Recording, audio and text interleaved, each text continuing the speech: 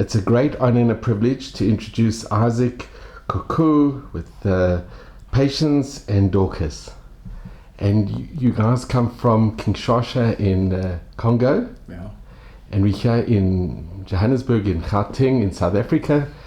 And it was just so wonderful to meet you over the Sabbath in Yeshiva College Shul, in Hazel Shul.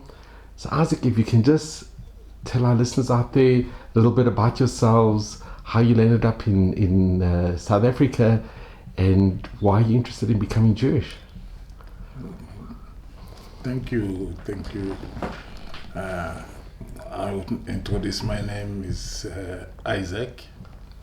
That's my lovely wife, Patient Koukou, and my beautiful daughter, Dorcas Koukou. Happening in 2001, I'm born from Congo. My mother from Angola, my father from Congo. Born is we are twin. My twin sister passed away. We born in the family of 12 children, 8 boys and 4 girls. 2 girls they pass away, 2 they remain. And happening 2002, I decided to come into South Africa. I come from Angola. I say no, let me come to South Africa to look for better life. I was here for 4 years. 2002, I came meet my wife in 2004, middle of 2004, and to finish the 2005. She was also I finished the school. She was very young, than like Dorcas, and we meet. She was having pregnant. When she was pregnant, 2005, she gave birth of Dorcas. Where did you meet? We meet here in South Africa. In Patience, how come you came to South Africa? I came to South Africa to complete my study. That's how I met my husband. And you're also from the Congo? Yes, I am. And did you have family here?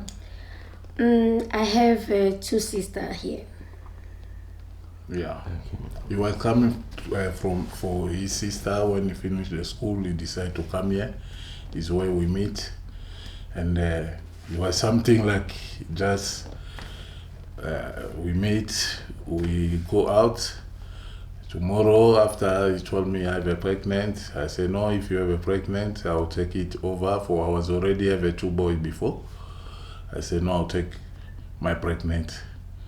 From there, I've been a Christian. That time I was a pastor. But, sometimes when you are not follow, you catch her very well. I was also gospel singer. I'm singing gospel. She was helping me sing together until 2009. We decided to getting married. That Dorcas was 4 years.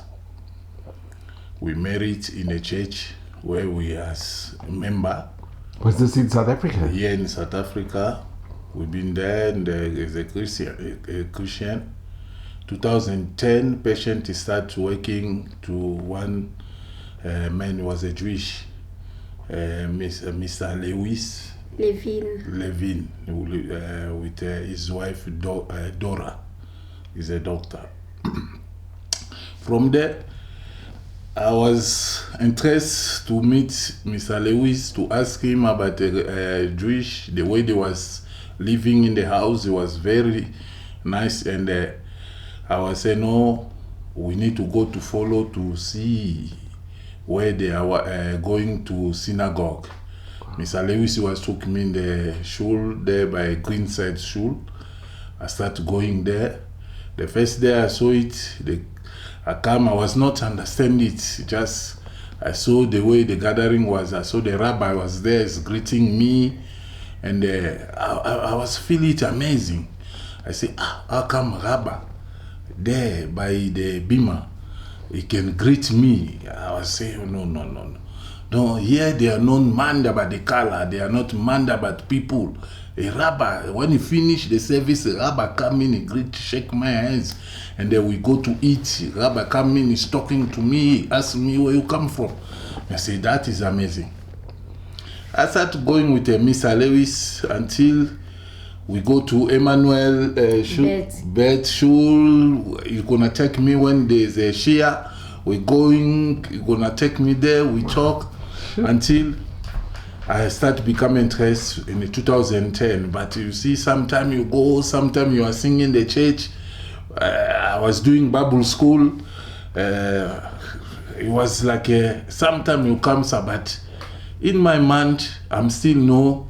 One day I was dreaming like they told me, they say, you are in the descendants of Benjamin, the last born of Jacob. That dream is still in my mind, and from there I start wearing like a Jewish. I start buying my yamuka, buy tzitzit, buy taliks. I'm gonna put my taliks sometime Saturday like this.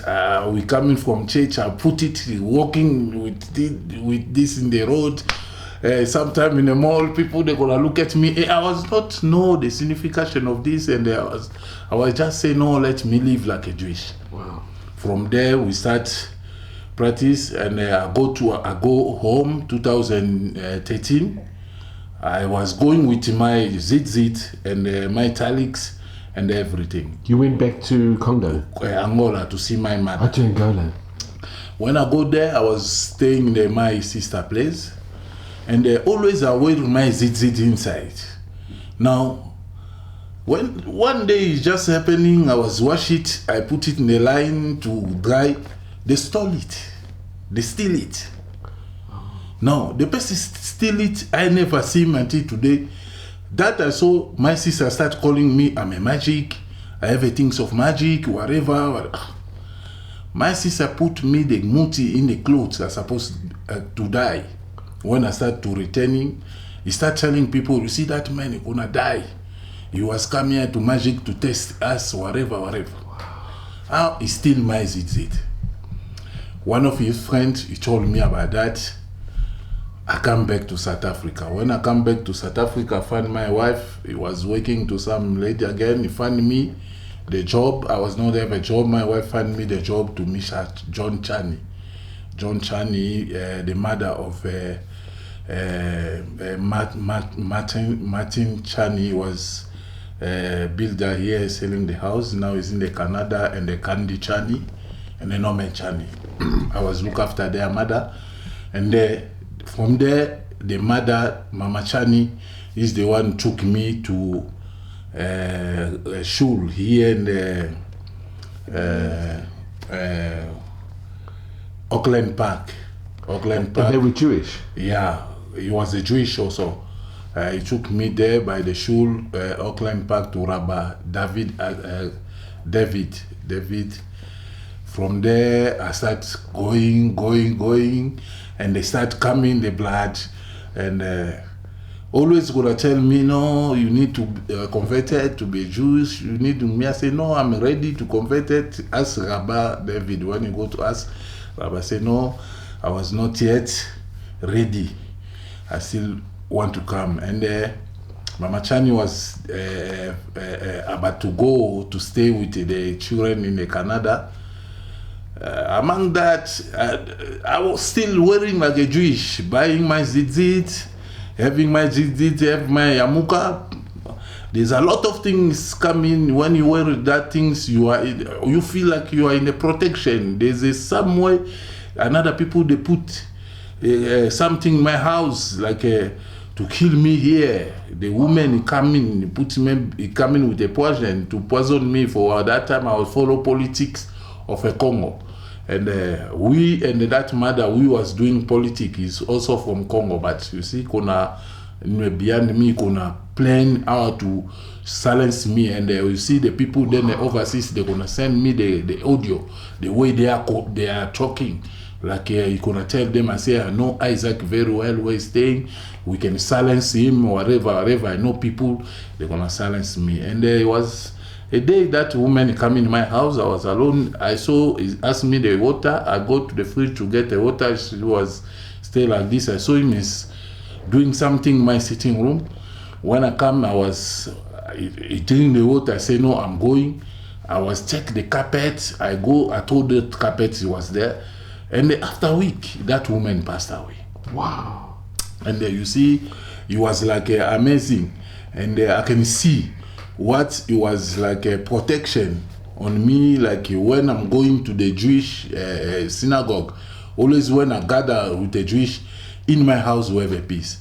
You can see when we was in the Christianity, we spent 4 years with my wife. We were separate from 2013 until 2015. 2015 to January 2019. But we are separate, but we still meeting each other. Sometimes I go there. She was not ever man, but me, I was doing my nonsense. And when Mama Chani going, Ken the Chani is in Canada. He found me the job with Mr. Leon Geshovit. From there, I found again to work for the Jewish again.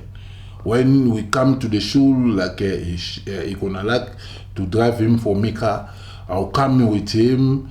Sometime I was not maybe going inside, but I decided, I said, no, let me go. But he was knowing me. I was going there to Auckland shul, to Rabbi David.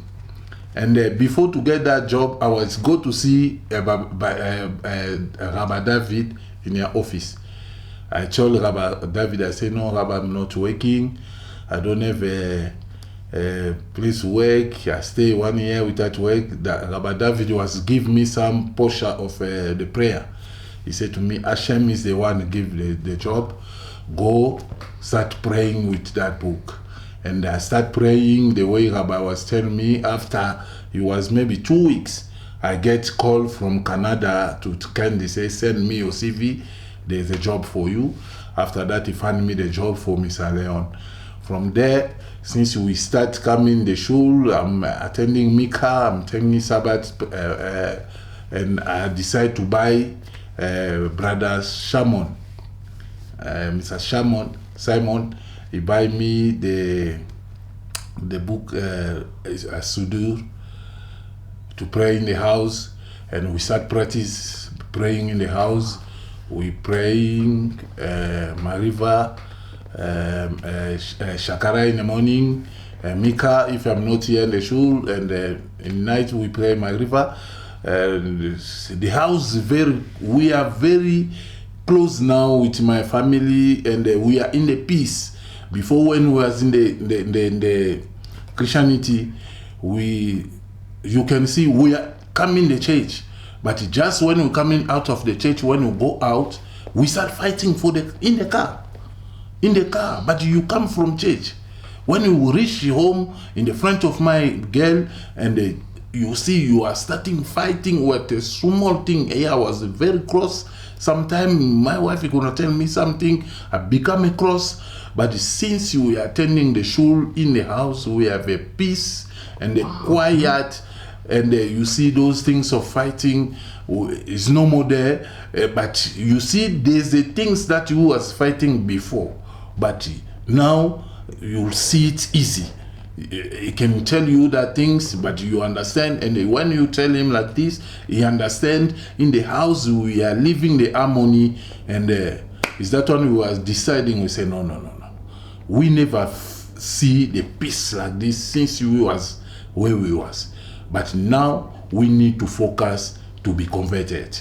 We need to follow the culture. We need to learn what we must do and what we must not do. We need to go in the process. For that one, I tell Baba Samon, I say to Shemon, I say, no, January, you can take us to Rabat to see Rabat, for we need to start in the process of converted, and we need to keep kosher, and is that what we are coming to shul every Sabbath, and me I'm attending Mika with They follow that in the shul. Sometimes when I miss shul, I do Mikha in the house and I do Mariv in the house. And Isaac, can I ask, you learned how to read Hebrew? Yeah, is that one I put Hebrew in the phone. Sometimes we are listening, but it's not enough.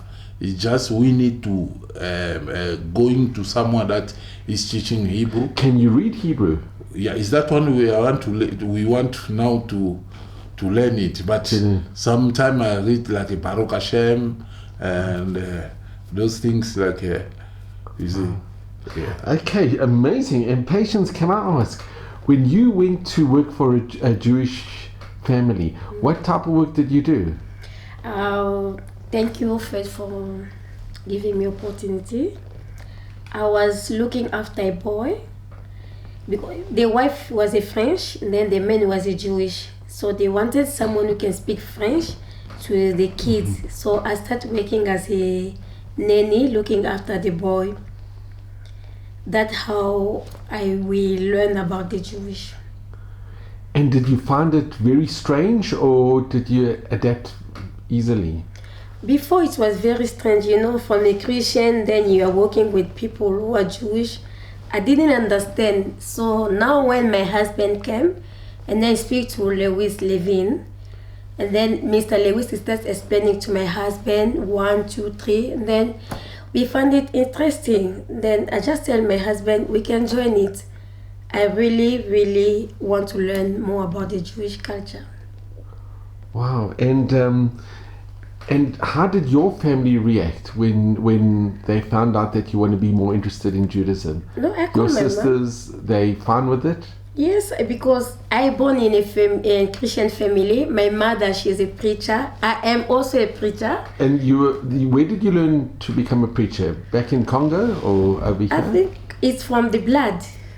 But you learned, where did you learn how to be a preacher? My husband was doing the Bible school when we met, and then he's the one who teach me more the God's way. That's how I became a preacher, because he preach, I'm also preach. So I found my sister and then my mom, explained to them, because there is a lot of things I was thinking when I was a Christian, when we are in process of being a Jewish. There's a lot of change, a lot in my life, a lot in my house. So I found my sister and my mom. I told them, I say, I have to follow my husband's culture now. Wow. Because if I see Christianity, it's very nice. I'm so sorry to say that, but I have to say it's more like a business now. People, they don't preach the truth anymore. They are hiding. So what I found here in the Jewish and in the Christian, it's totally different. That's why I just made up my mind. Were there any things in Christianity that you found just wasn't for you, that you were at odds with, that you couldn't really come to terms with? Yeah, like you see, like we realize now, like we are praying like an idol worshiper. You understand what I can say? Because when you read yourself, we preach, we read in the Bible, Exodus 10 commandments. Hashem say, we cannot put any God before him. Yeah. But when we come in the New Testament, that Jesus is saying, you cannot go to my Father if you not pass to me. You see, now that one we start realizing that no, there's a lot of things that is happening in Christianity that we see it like no. Here there's some mess up here. Yeah. There's a very confusion here. We need to learn. And me, I was having that spirit in me that I say, no, I must learn more about God. That we are preaching, I must forget what I know. I must empty myself to go to learn. Is that one I was coming here in the show also. When I get there, I start reading that I see, no, we need to pray just one God, that is Hashem. There is no way that you must put a bridge between you and Hashem. You say, no, before I pass there, I must come to someone. For Hashem is still alive. Hashem is still there to listen our prayer. Is that one who cannot put anyone can come before him and say, no, let's for. Since I was praying, I was preaching when I don't know about Judaism. I always say myself, sometimes when I preach, I say, when Mashiach gonna come, he gonna come to fetch the Muslim, because the Muslim, they are praying Allah. Yeah. But as Christian, we believe In Jesus. in Jesus. You see, is that one I was saying, no. This spirit is telling me, say, no, go to learn. I must go to learn. I must go to learn to know if we are in the true way or we are in the wrong way. And then when I start now learning, reading the books, going to the Shia, listening, that I realized, no. We was in the darkness. We was very far. Is that one you see? The house was there a problem. For we put it trust in a person. We put it trust in someone that we can see. Who he was already died somewhere. For I was maybe wearing the chain with a cross. To put a cross. But since I was coming to Judaism, I said, no, I can't put, this is idolatry. This is idolatry. How come I must put something that is like a symbol of that we trust with? No. Here in the Judaism, I realize we trust just to Hashem. There's no, like as in the Christianity, sometimes pastor become like a god. You worshiping pastor, but here you see rabbi, you talk with the rabbi can shake your hands, rabbi can come and greet you. You are free. No one is see you like a nothing. No one can see you like a. We are all the same. We stay together. We smiling. We greet each other. But in where we come in, they look you about the suits. They look you about the car you drive. They put you in the front. They come in, whatever. But you can see that we realize, we say, no. Here is a freedom. Is here we are praying God. We need to worship Him here. We need to pray Hashem here. For we don't need I can call like a house of an idol. You see. For there are not no more maybe going next to that place they call it church. I'm not maybe going there. Can I ask, was it a problem that in Christianity the day of rest is on a Sunday, not on Shabbat? Yeah. And in the Ten Commandments it says you'll keep the Shabbat. The Shabbat, yeah. Is that one also the one thing is that one for what we are following? Like they say, you can rest on Shabbat. When you come in the Judaism, you see the Sabbath the way we are respected.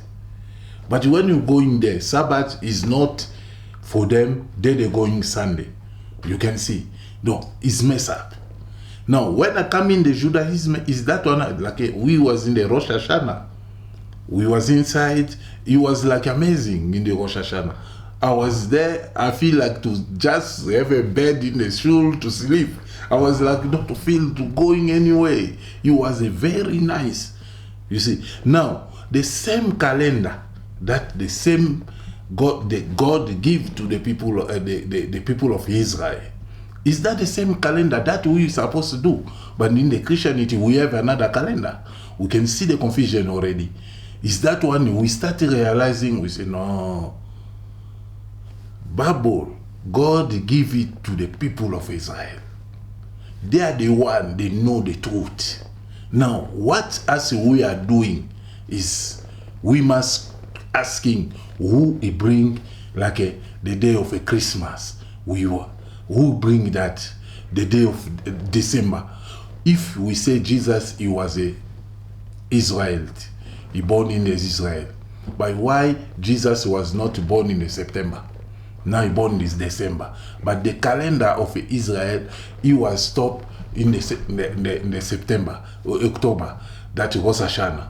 Now, why they bring it in December? You can see is now we open the eyes that we see. No, this calendar is not for us. We have our calendar. From Rosh Hashanah, the calendar was stopped there, and we are following what people of Israel they are following. Is making us nice. We have a calendar in the house. We have everything. Now we put maybe mezuzah in the house. For we need to live like a Jewish. We don't need live like we was before. I bought the mezuzah. I put the mezuzah in the house.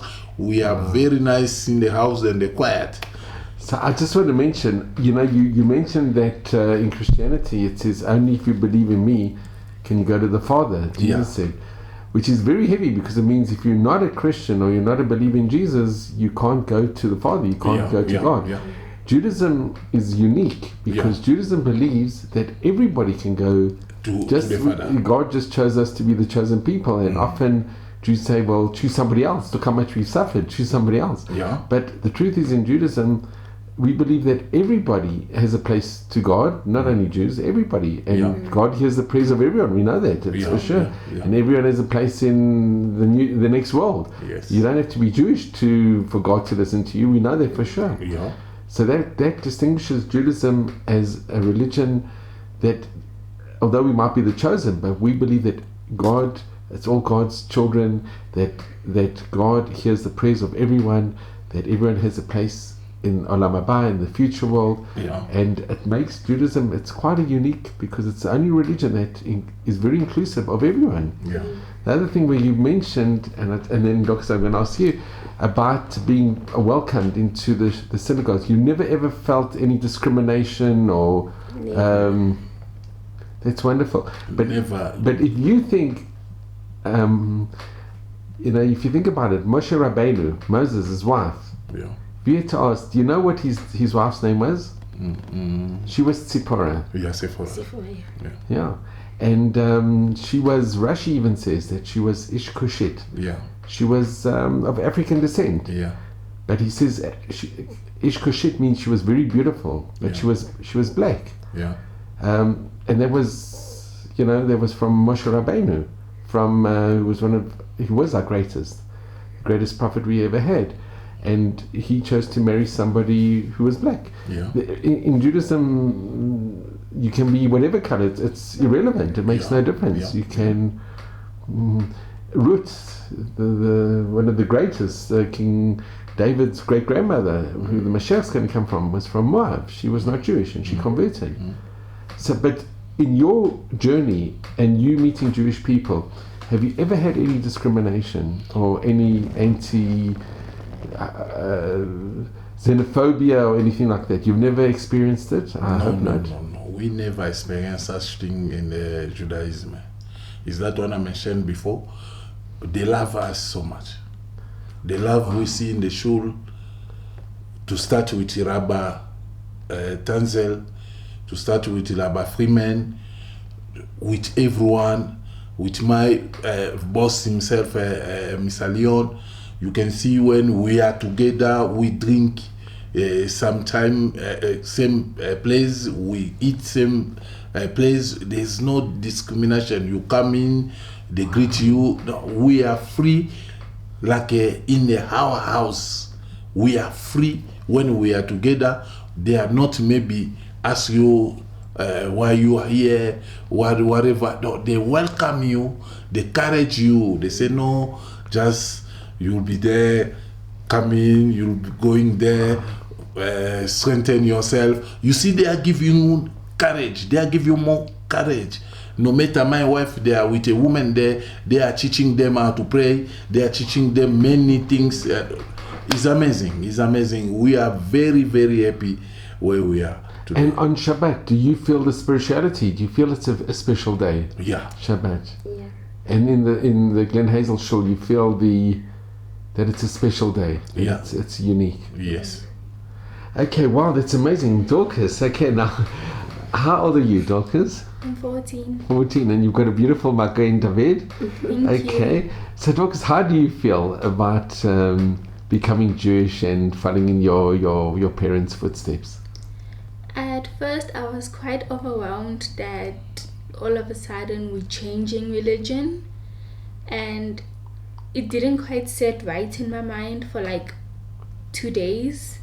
And then after that I'm there like, but my parents have the right idea, because in Christianity there's not much we're doing anyway, because we go to this church and this pastor is accusing that one of witchcraft and this one is accusing that one of witchcraft, so we don't know who is the one who's telling the truth and who's not. So they're like, it's alright, I can give it a try. And when I did, I'm really glad I did, because I'm glad that I finally found a place where I can call home and I can have a peace of mind, and I don't have to worry about what I weigh when I have to go to shul.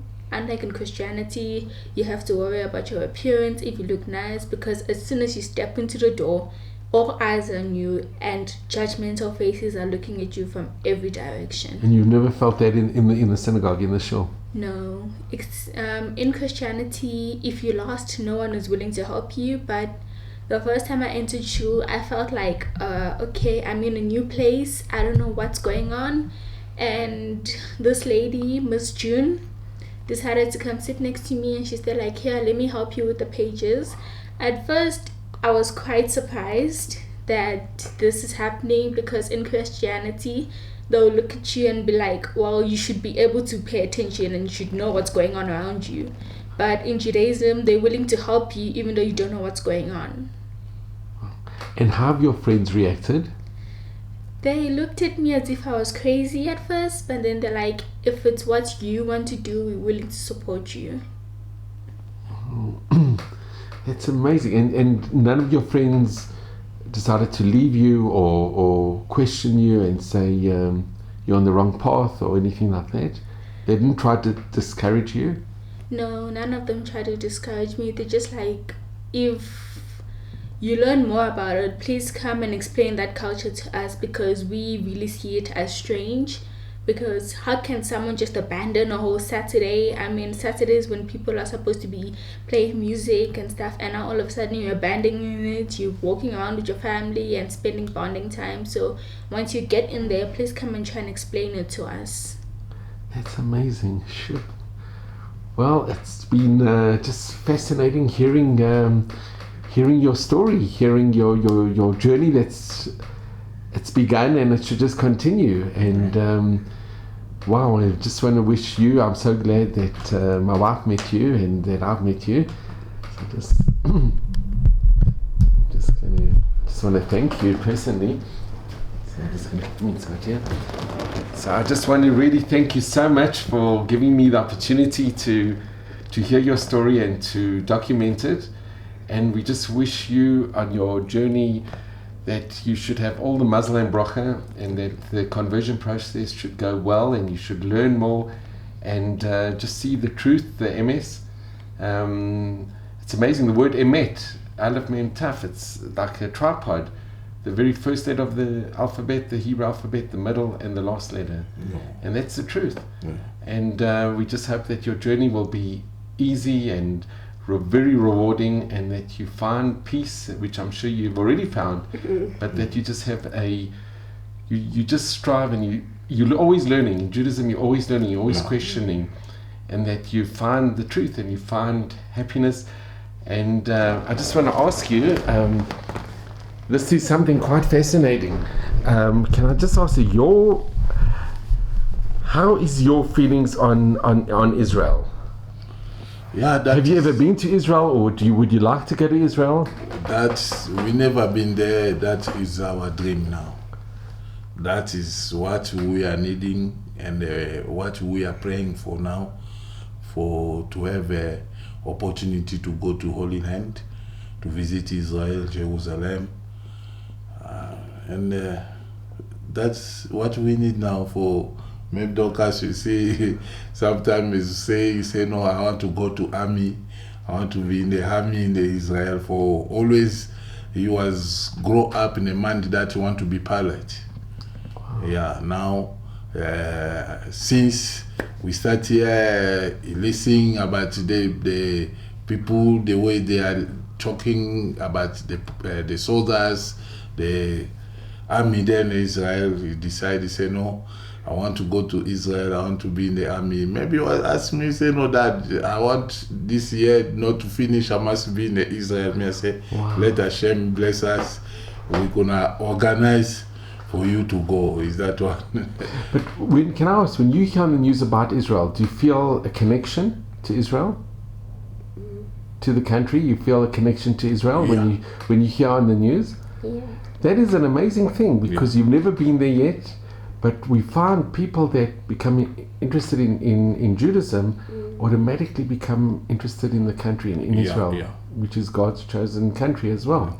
For once I tell my boss, I say, me, when I go to Israel, I never gonna come back. That's amazing. He was like, oh, you see, but I tell him the truth. I said, no, me, when I go to Israel, I'm never gonna come back. For I become a Jewish. That is my land. I must stay there with my family. Is that when you see always we are staying in the house, we are talking, we say, God must give us opportunity to be in Israel. That is what we want in our life, and most of we want to be there. We want to live our life there, and to be at home. It's gonna be nice. Well, that is really wonderful, because when you, please God, you will come to Israel, you'll see there are so many from all over the world. There's a lot of Ethiopian Jews that have come back. There's so many people that have converted from different countries, and they feel totally at home. And there's just, everybody is together, and you all, I'm Israel. It's one nation, one people, irrespective where you were born, what color. Even I've met two people that their fathers were once Nazis, Germans, and they converted. One became a rabbi, one's a doctor, and they have this love for Judaism and for Israel. So I just want to wish you, and I want to thank you, and you're such a beautiful family. Should I have all of Hashem's blessings, and Bezrat Hashem, please God, may your journey continue, and you should just go from strength to strength, and you should just see the beauty of Judaism, and your decision, you know, when you know the truth, you just have to follow it, and there's going to be bumps along the road, and it's going to be difficult, but you're on the right journey, and people and I know people will help you, and you're just so positive, and it's been such a pleasure and honor to meet you. Thank you. And I think everybody feels the same. So you just, all of Hashem's blessings. And thank you so much. Thank you so much.